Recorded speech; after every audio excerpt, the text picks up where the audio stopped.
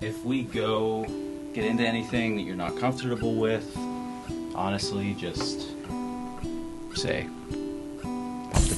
pump the brakes. No, I'm a pretty open book. I don't mind talking about most things. Yeah, you probably shouldn't go up to someone you think might be trans and say, hey, you got like a piece in there.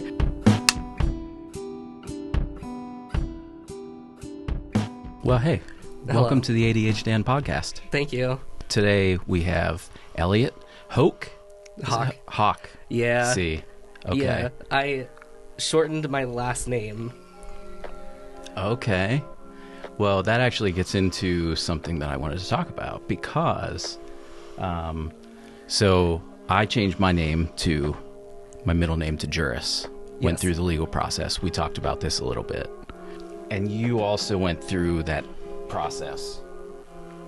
And I made this name plaque for you. Oh my gosh. So, has your name and then the episode number, date, but yeah, you can feel free to take that with you. And this is awesome. Thank you so much. Yeah, you're welcome. But yeah, and then my daughter did my left hand today because that's what I used to do in high school all the time. And I was like, you know what? I've just been thinking a lot about the name change recently and how I just really didn't want to care what other people think. And like the name Juris means to bear or carry, at least that part. I don't really know the breakdown of English, but I did some research. And Daniel means God is my judge. So I'm like, God and only God is my judge. So I'm not going to think about what other people think about me. Like, I just want to live my life and just be happy and enjoy it. And that's something that from my limited experience knowing you, I feel that you're very courageous. Thank you. Yeah, I realized pretty early on in my life that there were going to be people who didn't agree with what I did or was not happy with what I did. So it used to get to me a lot more. Originally, I don't know how you'll title this or anything, but yes, my name is Eliot Hocke. I am a trans man. I was born a woman. I was born a baby, a girl, and then... Yeah, okay, I'm glad you were born a baby. Because... Yes, I transitioned in 2020. I came out, but long before that, I had come out as gay, and I had been gay for a long time. And I was very lucky to have a supportive family, and because I had support, I was less inclined to care what other people thought. And to be honest, growing up, I didn't really get bullied for being gay. A lot of kids in my school were gay. The most popular kids in my school were LGBT of some sort. That has since changed within the past 5 years. I'm sure that was really helpful for you though, or anyone that might be labeled as different, to have more popular people be in that group. Yeah, I mean, there were people that said stuff, but it didn't matter. Mm-hmm. So that really helped a lot. I mean, sometimes, especially early on in, my transition, there's kind of a point where, I had felt like I didn't look manly enough. And so when you get misgendered, it can get to you. But people don't do it on purpose. It happens because, the way that our society works is people just assume you are how you look. And I have a very round baby face, and it was this way before. So I just had, kind of looked girlish. Yeah. Less so now, but I still look pretty young. But no one really did it to like bother me.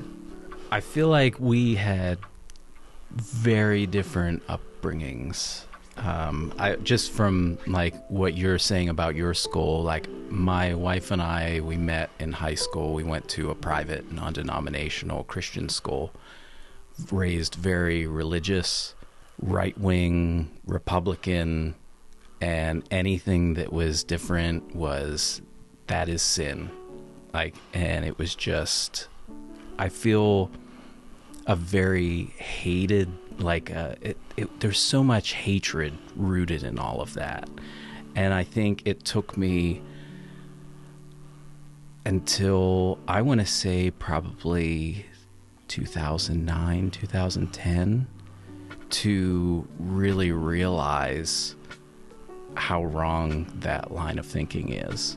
And I'll be honest, I feel doing something like this is going to, a lot of the people, like my friends, family, will kind of cast me out for it.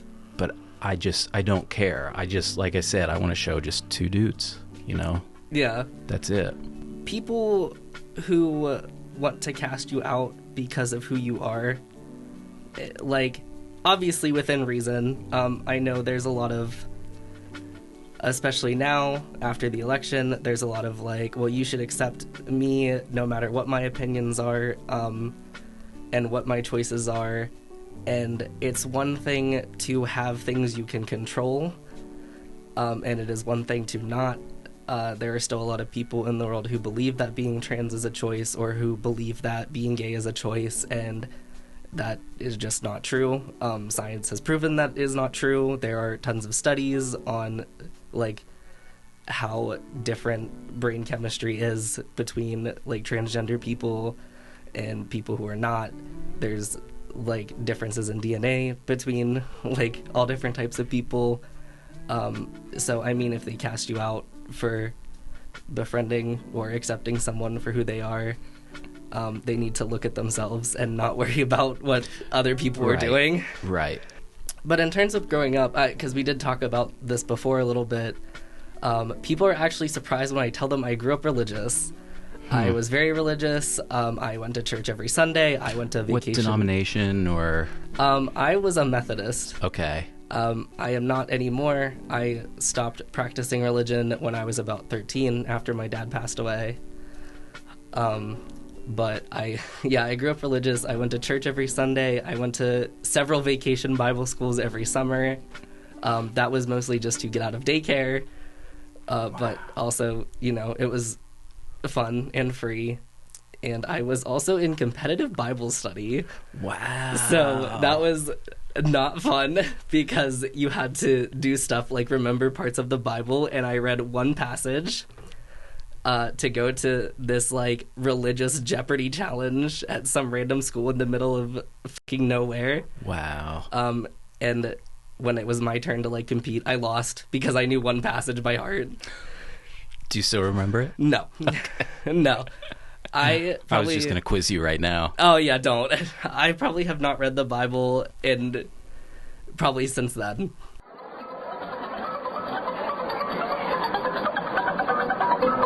People do often forget about intersex people, and those people are real and they're out there, and they don't have to put themselves on blast or anything. Even people who are born female and stay female, like you have polycystic ovarian syndrome that raises testosterone levels in women, so they do things like grow facial hair, and have deeper voices and stuff like that. So, and they don't choose to identify as male because they just aren't. Right.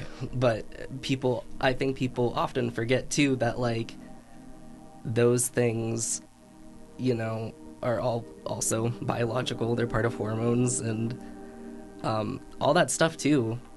Like that stuff would require gender affirming care. Yeah. And people often forget about that. Right. Yeah, I feel like I am just so uneducated when it comes to just the whole LGBTQ plus community. And we did talk briefly before about how I just feel like I want to talk and ask questions, but then I'll be honest, just doing some research, it's like, these are questions that you should never ask this community. And I'm like, okay. And I think just reading some of the questions and really thinking about them, it's like, yeah, those are questions that you just don't ask. Yeah. For this purpose, you can ask me anything. I will try my best to answer it. Oh. But I mean, yeah, you probably shouldn't go up to someone you think might be trans and say, "Hey, do you got like a penis in there?" Right. Because it's weird. Right. The first thing was really about just like your family, and you talked about that, just how you were accepted, how you had that support. Did you have any broken relationships over it, or was it all pretty good for the most part? And it's again. No, it's okay. For the most part, my family has always been accepting. I will say, I did not grow up in an environment where like people talked about gay people. I don't know. Before I came out, I did not know anybody in my family who was LGBTQ of any sort. And it wasn't like talked about, but it wasn't like frowned upon. No one was like, we should hate whoever. My family is of a type of religion where they believe you should love everybody, like no matter what walk of life they come from.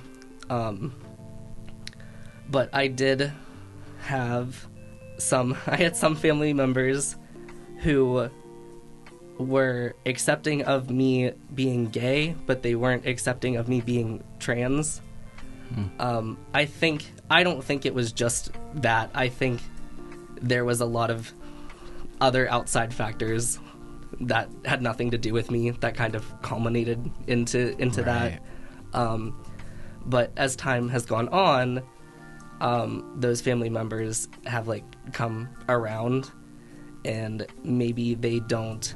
I don't want to say hate. Hate's a strong word. I don't want to put like that feeling onto anybody because I don't know. But I can feel like they like me because now they talk to me. Yeah. And for some people that wouldn't be okay, but that's okay with me for now. It's a step forward. Yeah. And I'll take it. Wow. Yeah, for you to go through that and to, I don't know if forgive is the right word, but just to kind of, yeah, whatever. Yeah. I admire that. Well, thank you.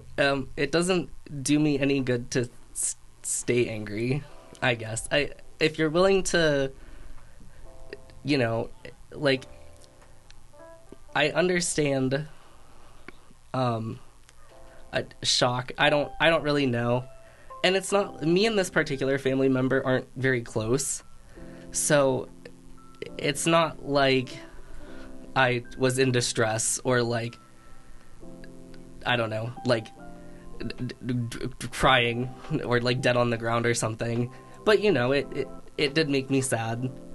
But I think if you are willing to grow and they don't have to ask me questions. They don't need to understand every aspect about how I think or how I identify. But if you are willing to love me, I think that's good. And It doesn't do me any good to continue to be hurt, Yeah. One of the things that you text me that really hit me hard was how you just want to show people that you're peacefully existing. And I was like, wow. Oh, yeah. That, I just felt like it's so simple yet so powerful. And I think, honestly, you're, from just our short talk already, I feel like you're the poster child for peacefully existing. Oh, oh my goodness, thank you. Yeah, so I think kind of like So, I'm trying to figure out how to word this, but extremists are the loudest people, and they're not the majority of people. Right. So... But they're heard the most, I feel, because that's what the media pushes, and... Exactly. And, like, you know, we work in a news station. We see it every day. I have seen the hateful rhetoric that goes on about trans people. I stare at it every day for 2 hours every morning. There is nothing that's going to bother these people more than looking at a person and realizing, wow, this is just a normal person who just exists in their own space and isn't like this crazy, like, insane loud person like that I see these, like, cartoonish portrayals of. Right. Because people often, when they do think of trans people, they think of, like, drag queens. Right. And drag queens are characters usually made by... Not all drag queens. Some drag queens are trans or gender nonconforming or what have you. But they are characters at the end of the day played by the person. Yeah. And people often think that that's what trans people do. I do have a very deep sympathy for trans women because they are the ones who are getting attacked the most. And trans men do kind of just are silently there. Let me ask you this. This goes back to me being uneducated. That's okay. When you say a trans woman, are you meaning biologically at birth was that a male? Yes. Okay. A trans woman is someone who was born male at birth. Okay.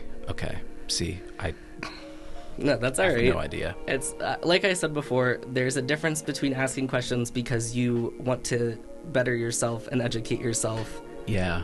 And there's a difference when you're asking questions with malicious intent. And yes. Obviously, if I felt that was the case, I wouldn't be here. Yeah. Oh, thank you. You're welcome. I take that as a compliment. Yeah, because I didn't want you to think at all that this was even, like, for views or for any of that. Like, this podcast, it was started because I just really want to have conversations with people that I meet through life. And I feel like you're a unique individual, and I just really appreciate you. So, yeah, thank you very much. No, thank you. Sorry, I derailed the whole conversation. No, that's okay. I don't know if you named the podcast the way you did because you have ADHD. I do have ADHD. Yes. Also. So, I derail a lot. Yeah. And it's ADHDan podcast. It goes where it goes. Yes. Because it's just a conversation, and that's life. Yeah, I forgot. I don't know.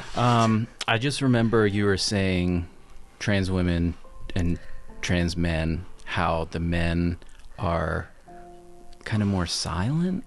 Yeah. Not that it's more silent, but the outward hatred you kind of see in the media is towards trans women specifically. So I have very deep sympathy for them because those are the people who are, I feel like, facing the most. They're facing the brunt of the extremist hatred. Mm-hmm. And that it just kind of sucks.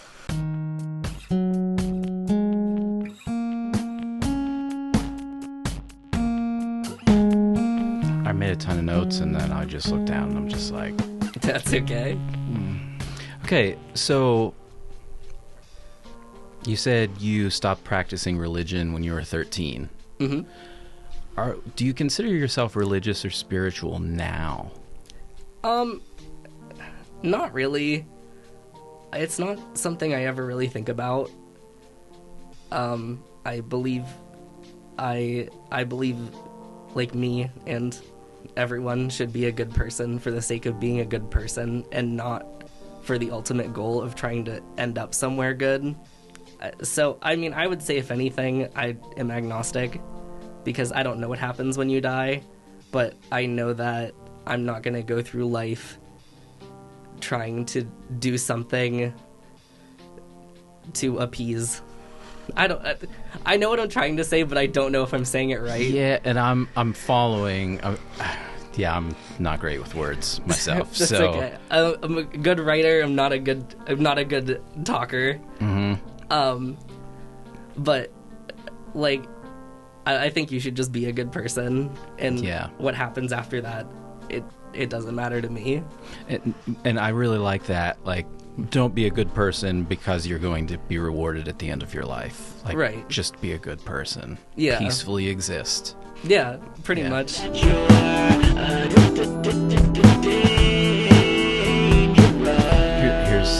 a question, because I don't feel that I'm religious anymore. I still believe that there's a God who...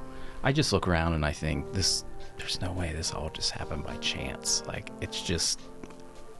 I don't know. I don't know.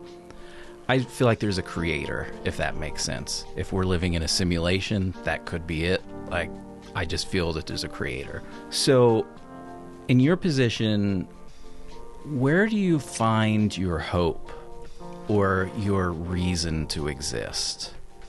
To go to that kind of deep level, I guess. Oh, geez. I wish I had a good answer. I don't know. When I was younger,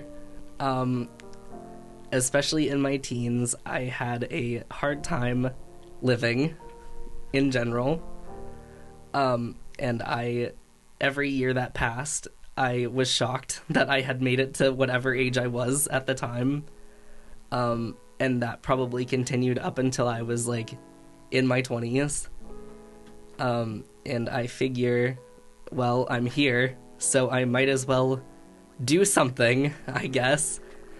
And recently, kind of throughout the past year, I have been thinking a lot about, like, what is my goal in life, and what do I want to do, and why am I not where I want to be? Because I always had, like, these big dreams, and I was like, I want to move to New York, and I want to do theater, and then I graduated, and then the pandemic hit, and I just, like, everything stopped, and my friends that lived in New York were moving out, and Broadway was closed, and I just kind of lost what I wanted to do. So throughout the past year, I've been kind of thinking, like, what does my future look like, and what hopes do I have? And honestly, I think it's best for me if I just take it day by day. Yeah. So my hope is that I will do something good, and I will help other people, and I can hope at the end of the day I can live with myself knowing that I at least did something good. Yeah. I guess. I hope that makes sense. Yeah. And answers your question. I'm very similar, because I'll get too caught up thinking about either the future or the past. I'll just, like, get stressed about where am I going to be in a year? Where am I going to be next week? Like, these bills are due. Just all the constant anxieties of life. Or I'll find myself in a position where I just can't stop reliving the glory days. Like, great memories that I've had in the past, but, like, this moment is what we have. So I just try to be right here. Yeah, I think I struggled a lot, especially thinking about, like,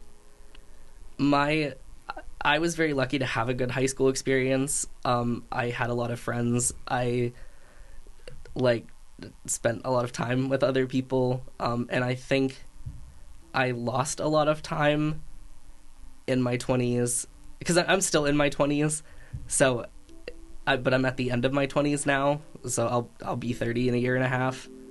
But getting old. I know. I'll turn to dust soon. I am dust. No. You better hope that you don't blow away when you go outside. Yeah. But I think I spent a lot of my early 20s missing those things, like missing my friends and missing school, and I did go to college, and when I left college, I spent a lot of time missing those things, and my life isn't getting any better if I just sit around and miss these things. It's okay to miss them and be nostalgic, but, like, it's over, and that's okay. And the older you get, the more chances you have to like make new experiences. I will say when you're older, it's harder to make friends. Yeah, there's something weird there. Yeah, I think kind of in the past year too, I realized that I had trouble with accepting the fact that I just don't have as many friends as I used to have.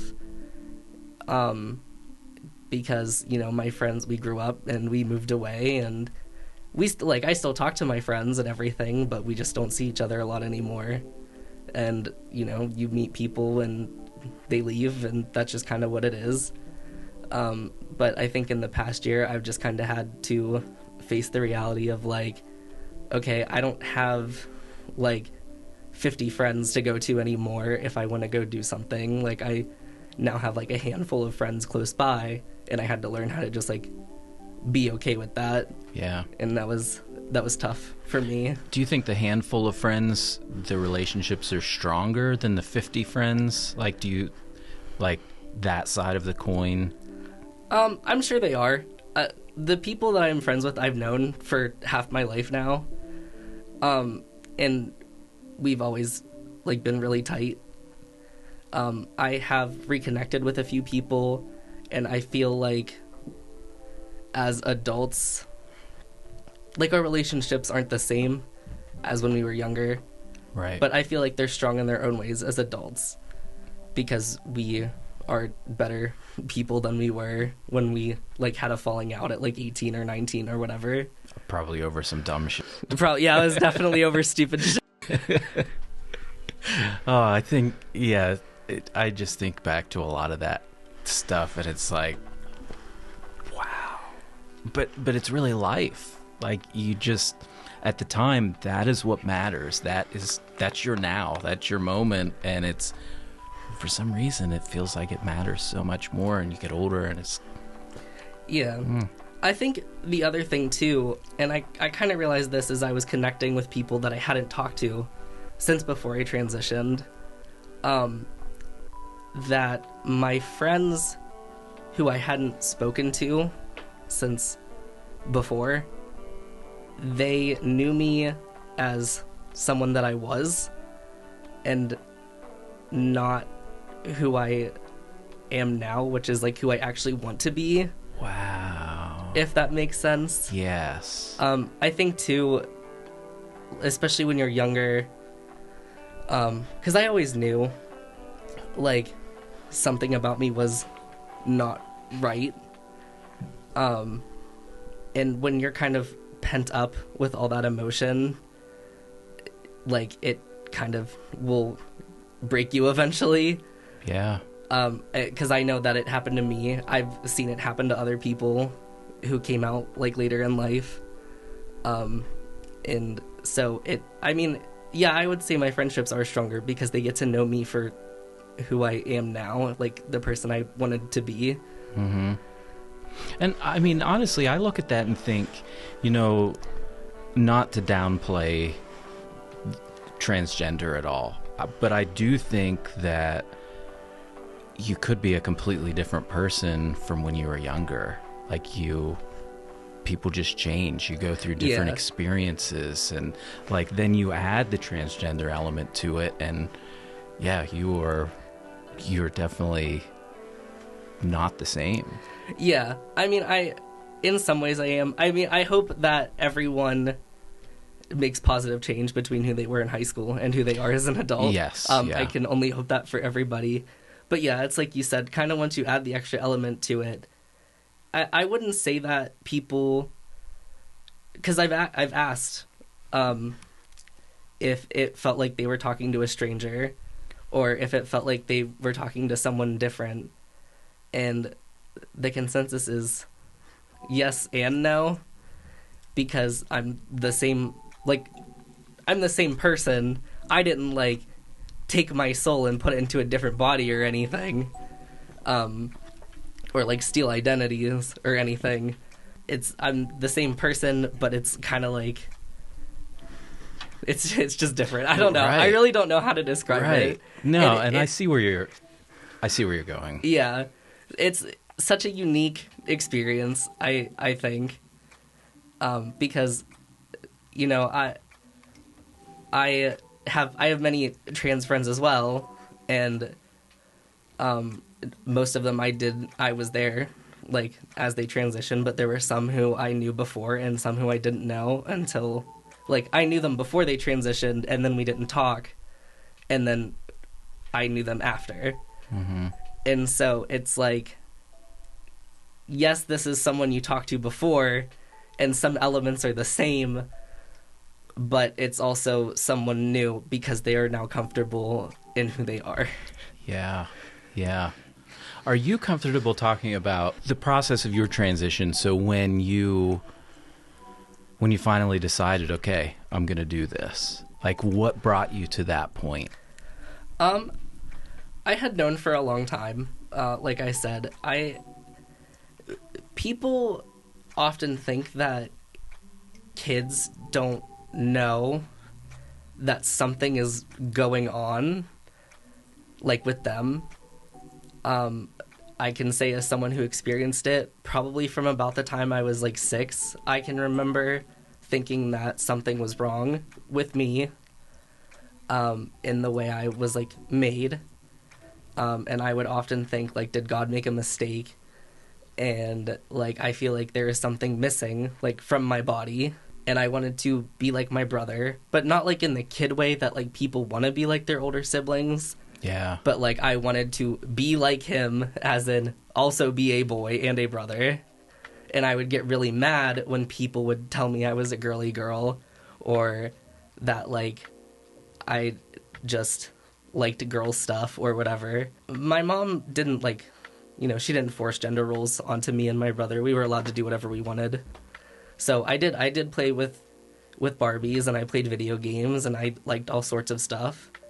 So I kind of knew, and then around the time I was in middle school, I was like, oh shit, I think I'm gay. Maybe that's it. And so maybe you don't know what's wrong, but people definitely know there's something going on with them.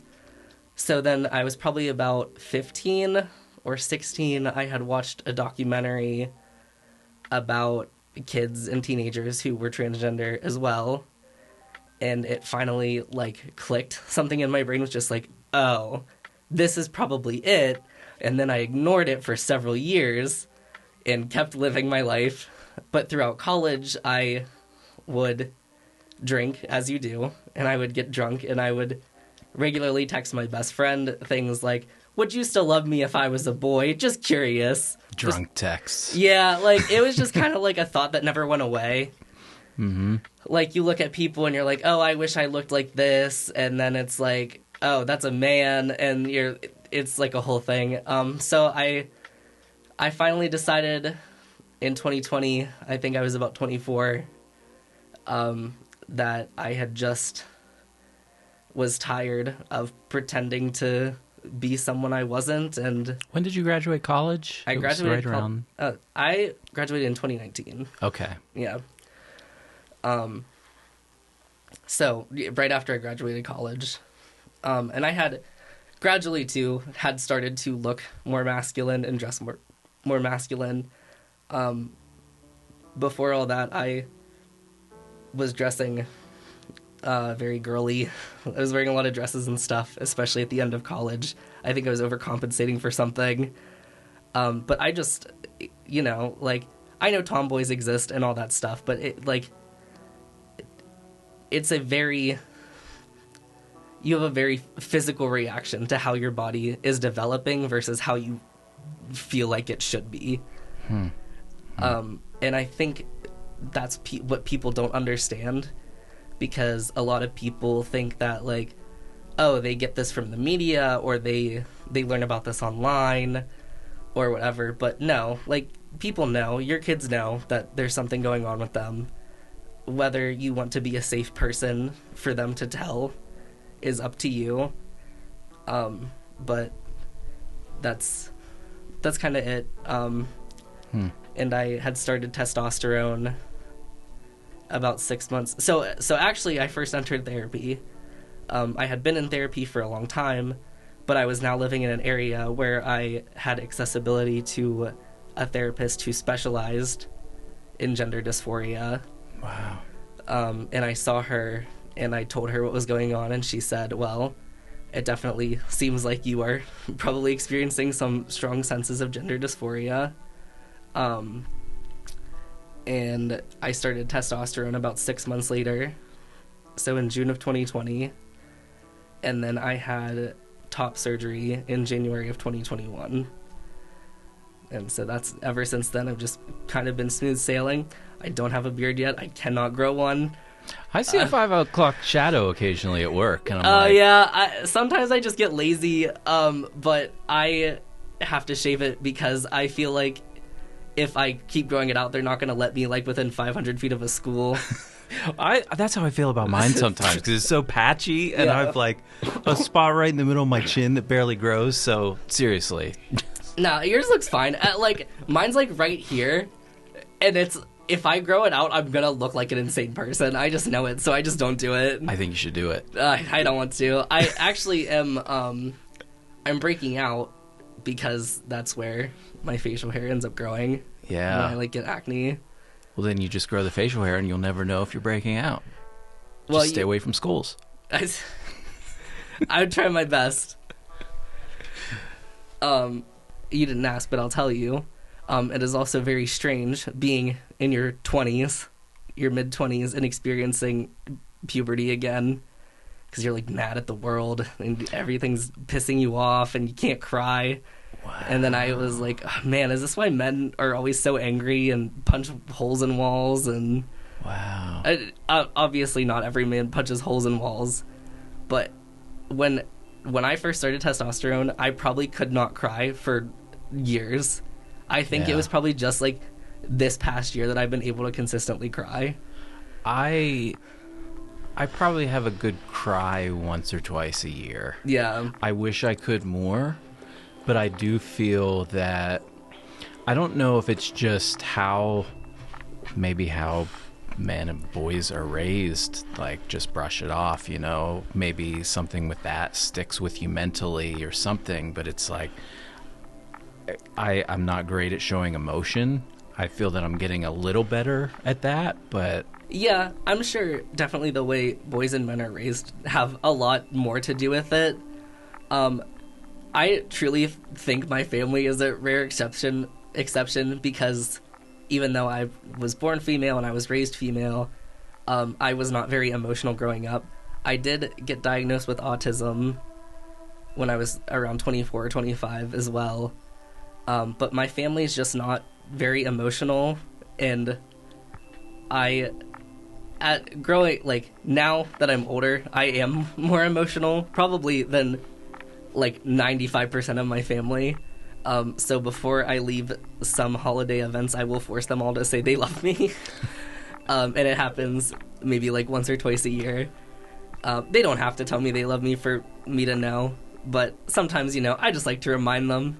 But yeah, I wasn't raised in a very emotional household either.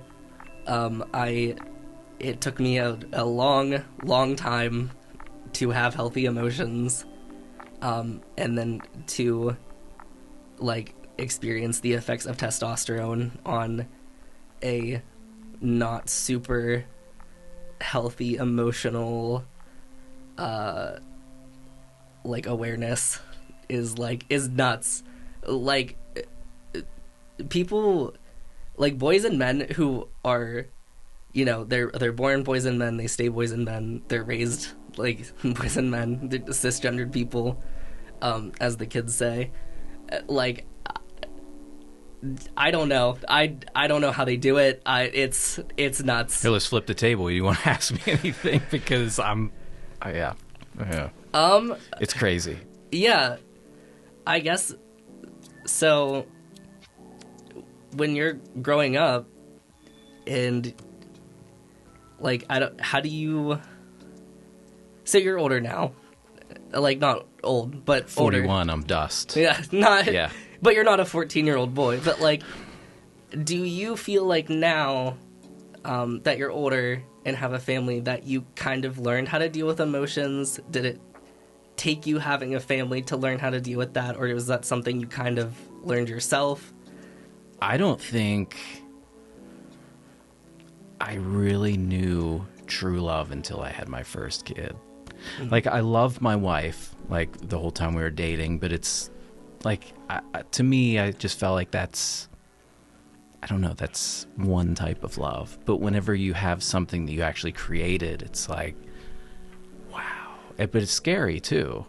And I feel that, I don't even know if this is answering your question, but I feel like life is really about just experiencing the whole spectrum of emotion.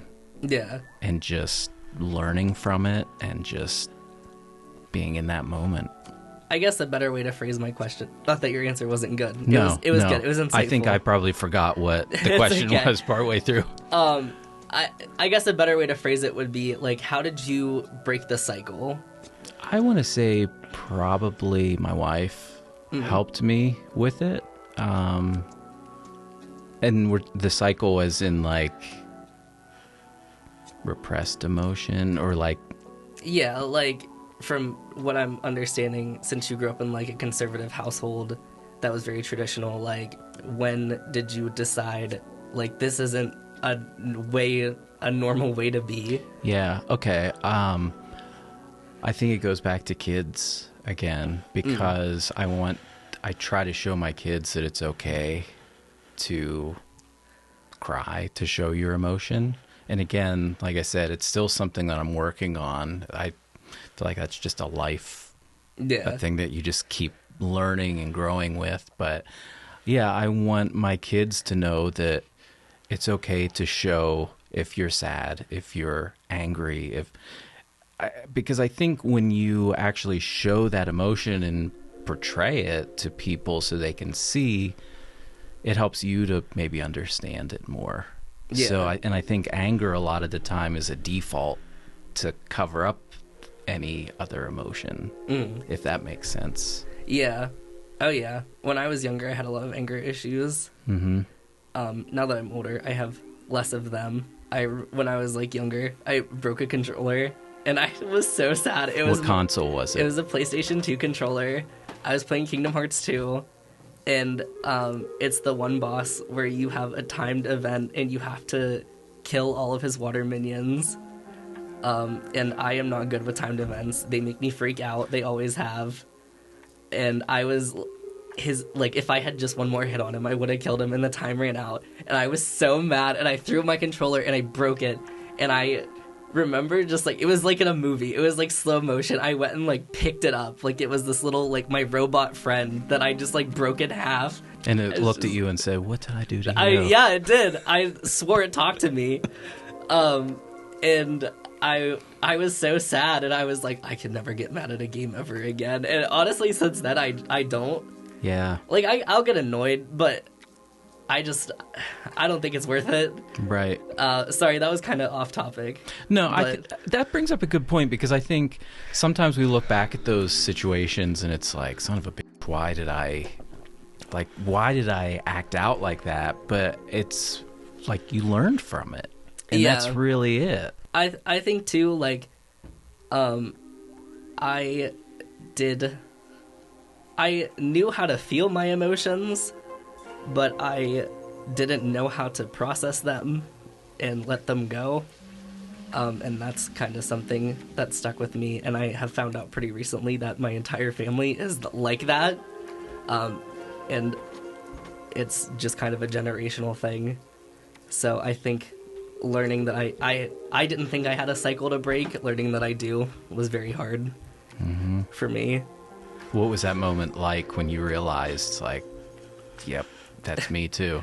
It's kind of shown throughout the years, and I think now that I'm older and my family doesn't filter stuff around me as much anymore, because I'm not a kid, like, just the things they talk about, I can, like, piece it together, and, like, the way that, you know, that I'm not trying to, like, shout my mom out or anything, but, like, just sometimes the way she acts, like, I can tell that she's holding something in. And sometimes I'm just like, you can, like, have feelings. You don't have to, like, hide it.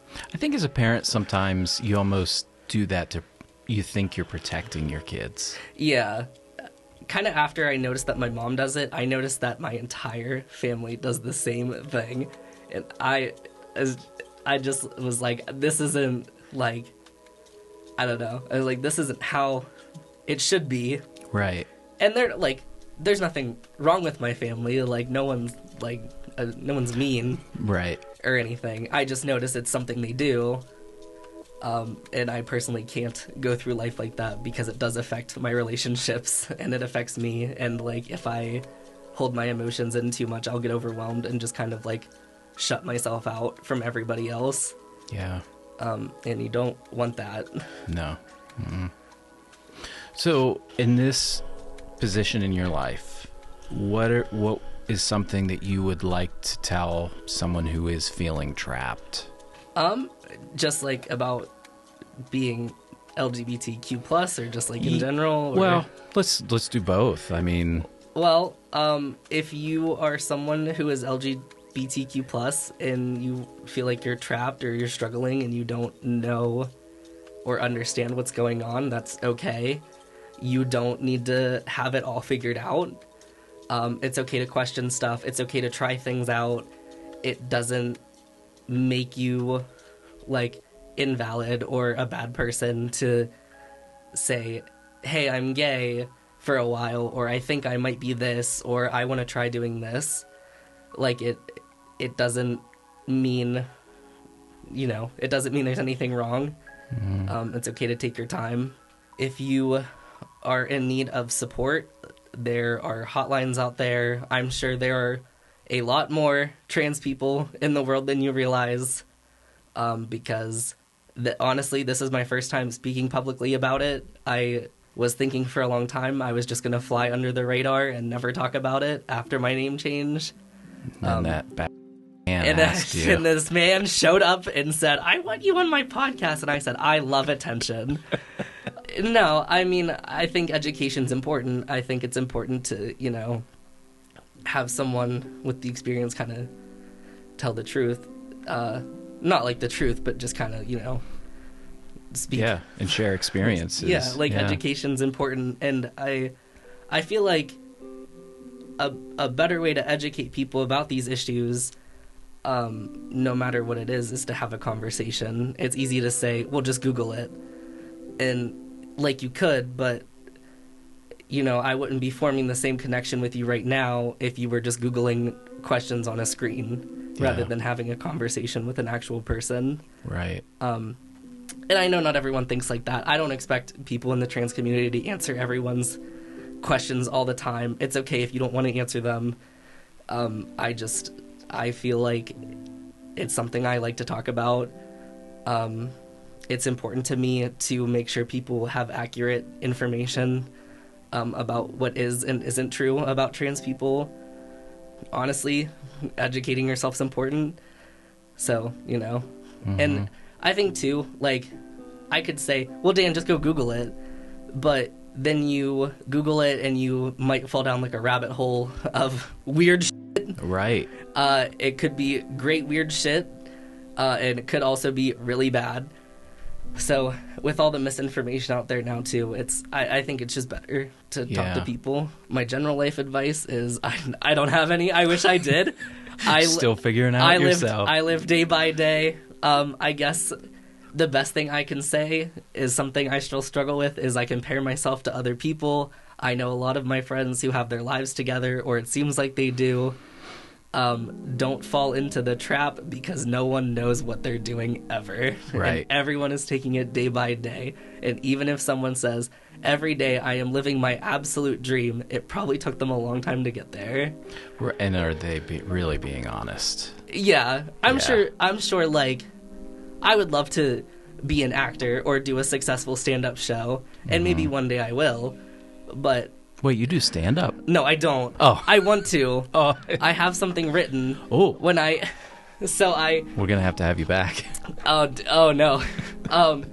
So I went to school for theater, and the day I graduated, one of my professors that I had for acting had said, Eliot, you will probably never be an actor, but you'd be a really good stand-up comedian. And I said, that's the best compliment you've ever given me. Wow. Thanks. So that he could be right and he could be wrong. I guess you'll never know unless you try. Yeah. And I did act, and I did act in college. I haven't acted since I left college, but I did act in a very successful comedy show, so that made me feel real good. But I don't think I could ever do like a serious role, so he's probably right about that. Yeah. One day at a time, be present. Yeah. It's easy to distract yourself. I love to play video games and not think about things for 12 hours a day, but my therapist says you shouldn't do that, so I guess I probably shouldn't. I don't know. I got discharged from therapy last month because I'm like normal now or whatever. So. How does that make you feel? I'm scared. Therapy is very helpful, but there are only so many things I can pay someone to tell me before I have to figure it out for myself. But no, seriously, it is a little nerve-wracking, especially with the way the election went, because I don't know if things are going to be okay for people like me. But I did cry and shit and fart, which is what I say in that order, or all at the same time. Yeah, wow. That's what I say when I'm like freaking out. But I had my big cry about the way the election went, and I was like, I'm gonna move away, and I'm gonna have to leave everything I love. And then a few days later, I was like, I guess I could just fight. I don't know.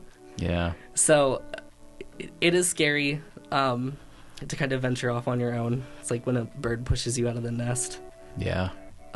But I'm excited, to kind of take these tools that I have learned throughout the years and use them. I was in therapy consistently since I was 20, and I'm 28 now, so 8 years. No, I haven't been with the same therapist. It's been different therapists. Yeah. I've never had any kind of talk therapy. I always mess it up. It's like EMDR. I don't know what that is. Where they like... The electric? No, they like click these shells or something on each of your ears. I shit you not.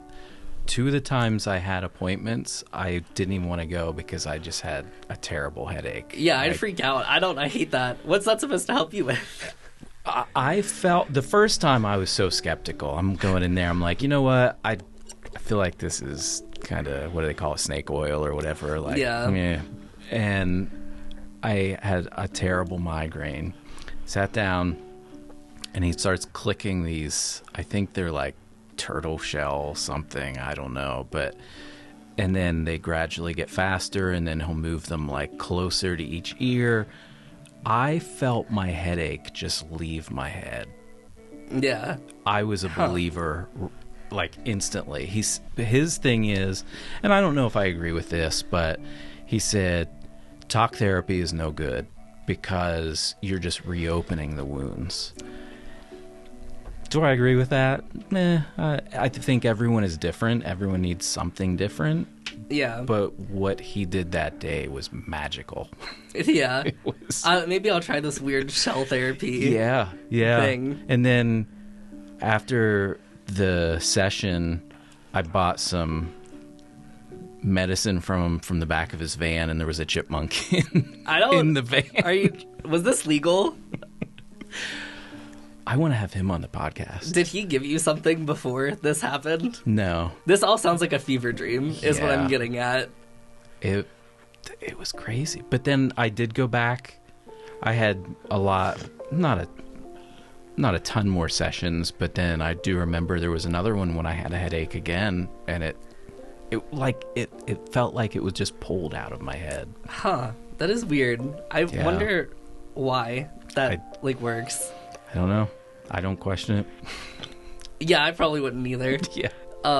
But I mean, I went to talk therapy for 8 years, and I would say it works. Yeah. I think as much as it sucks to open up stuff, and talk about things that hurt you or that you did to hurt other people, I think it's kind of necessary to explore why. Because I think at the end of the day, if you just ignore it, you're just suppressing it. And that's not breaking the cycle. Right. And that's why cycles happen. I think. That's what I think. Yeah. Clinical psychologists right now are fuming everywhere if they listen to this about the shell man. Well, he did tell me stories about some of his friends who went against Big Pharma and said, hey, these natural supplements will do better. And they basically ended up in gutters, dead. So, some sketchy stuff, but... Yeah, I wouldn't go up against Big Pharma. No. I'm just talking about talk therapy. I don't... See, it goes where it goes. Mayor, please don't come here. Don't come for me. I take my medication every day. It goes where it goes. In fact, where it's going next is we have our 5 rapid fire questions. Oh, God, okay. So you have, I always say 5 seconds to answer each question. Sometimes it'll go on for a half hour. Question number 1. The manned moon landing, true or false? The manned moon landing? Was there ever a man on the moon? Oh, true. Okay. I'm sorry. Question number 2. Yesterday or tomorrow?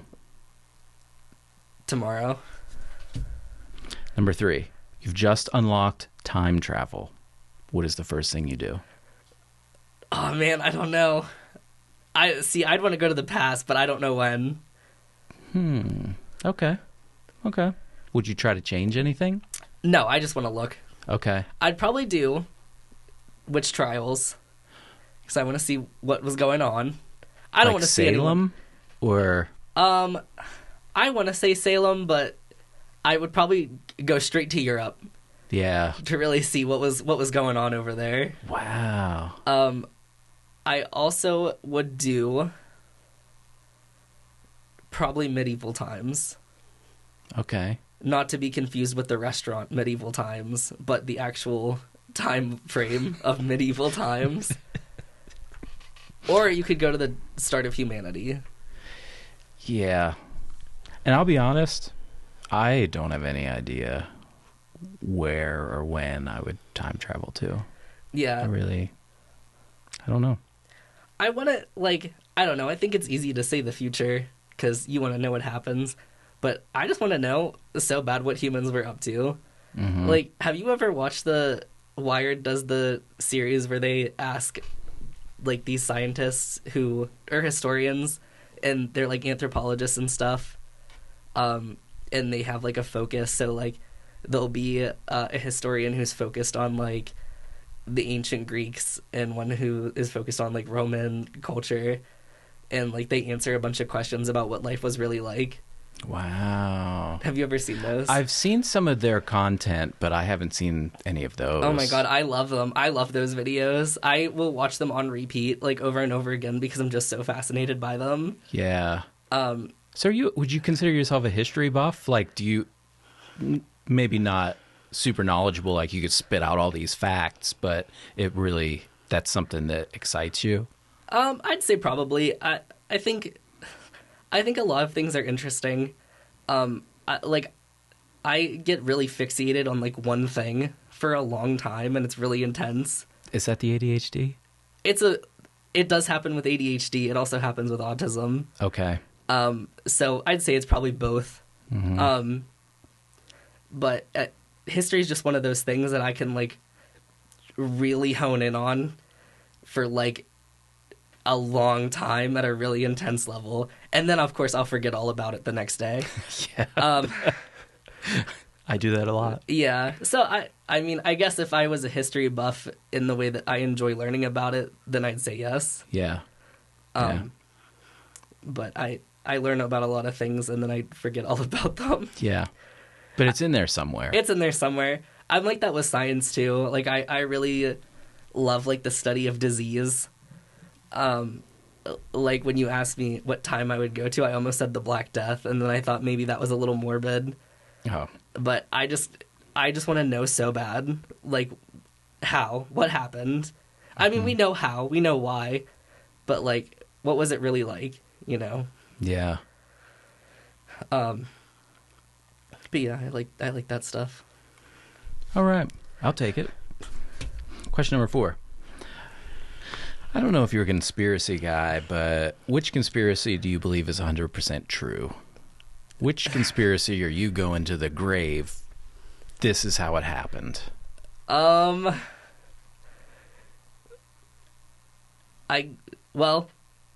guess this would be a conspiracy. I do think aliens are real. Okay. I at this point now, I feel like it's not even. It may not be a conspiracy for long. No, that's why I kind of hesitated to say it. Like, it's acceptable. Yeah, we'll take it. There's like those pictures of aliens, and they're not real. But you can't tell me there's like an infinite amount of universes and planets, and there's no other life but us. Like, right. I don't know if aliens have ever been to the Earth, but I'm not saying, like, I'm saying that they're probably there somewhere. Yeah. Yeah. All right. That's good. That's good. Yeah. Okay, last question. I came up with this today, actually. Okay. What is your favorite anime? Oh, man, I don't know. And I just completely assumed that you're into anime because... Is it because or yesterday. Yeah. That is so awesome. My ebook reader. Yeah. I was reading ADHDan. ADHDan has an anime, but I haven't watched it yet. I'm trying to catch up on the manga first. I really like it, so I would say that's my answer, but that's not... I didn't watch it yet, so I can't say for sure. Oh God, I don't know. I'm sorry. I'm so bad at like rapid fire questions. And I think just not 10 minutes ago you said anything that's timed and under pressure. Yeah. I better hide my controllers. You're going to start chucking them. Yeah. No. It's hard too because I actually found out with people with autism, like, not having a favorite thing is very common. Now, not every autistic person is like this, but I don't have a lot of favorite things. I just have things that I like. Mm-hmm. So I guess my favorite anime that I have watched recently, we'll say Dungeon Meshi or Delicious in Dungeon, just because it was real good. Is there anything that you feel that we didn't touch on? I did have something pop into my head for advice. And really, this is for anybody, whether you are part of the LGBTQ community or you're not, and you're a supporter, or you're someone who is against that, like the community. Telling people that they are not trans or not gay or whatever, calling them by the pronoun they don't want to go by, or calling them by their dead name, is not going to make them less trans. I'm so sorry, everybody. It does not work like that. Right. People want to be so smart online and be like, you'll never be like whatever. It doesn't cure them. It doesn't fix them. And there's nothing to cure. So right. Stop worrying about it. That's honestly something that I was thinking. And again, going back to the election, I hate politics. I'm so over all of it. That's a side note. But I was just thinking, during the whole election season, it felt like it lasted an eternity. Your yard sign is not changing anyone's mind. Your political post on social media is not changing anyone's mind. As far as the candidates, your billions of dollars spent in advertising, it's probably not changing anyone's mind. It depends. So I used to be like when I was a teenager, I hated politics. I didn't care much for politics. As I got older, I have come to realize politics isn't everything we do. Let me change it a little bit. Yes, but I feel like it's become so divisive. It has, and it has just divided. I think they're preying on the fact that they have the country divided.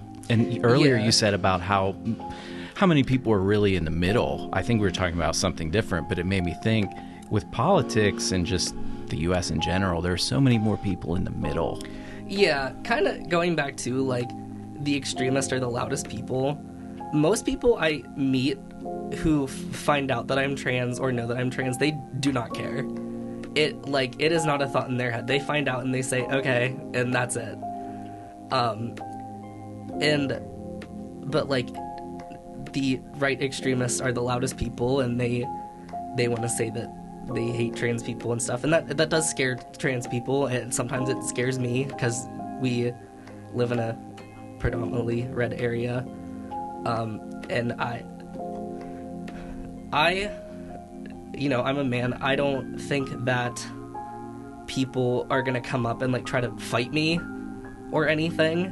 What I was getting at is kind of politics isn't everything we do, and it has become divisive, and like I feel like as of 2016, maybe earlier, I don't know, because I was barely like coherent for most elections, but I feel like really at 2016 when it became okay to use hatred as a forefront for politics is when it all started to go downhill.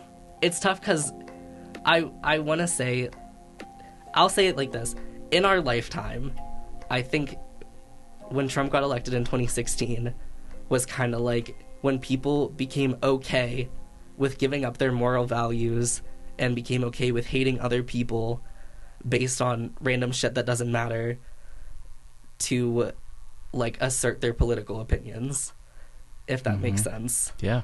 I say in our lifetimes because when you look back at history, it's kind of always been like that, but like now what we're experiencing in real time is just like so different because it's half the country and you can see it anywhere.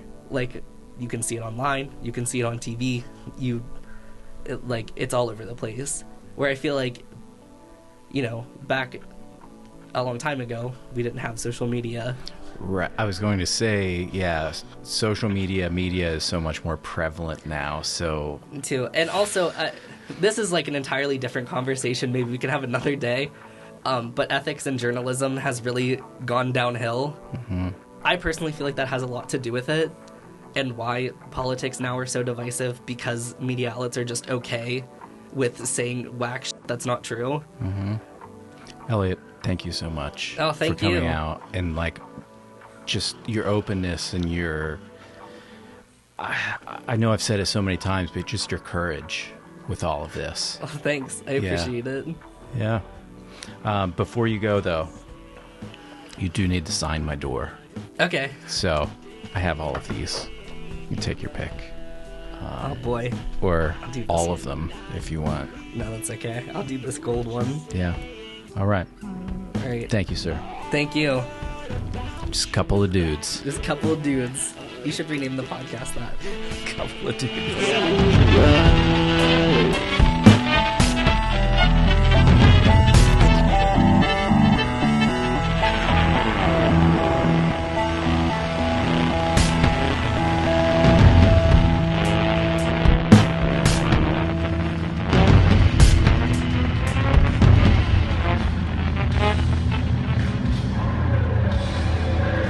Wow, my ears are so sweaty.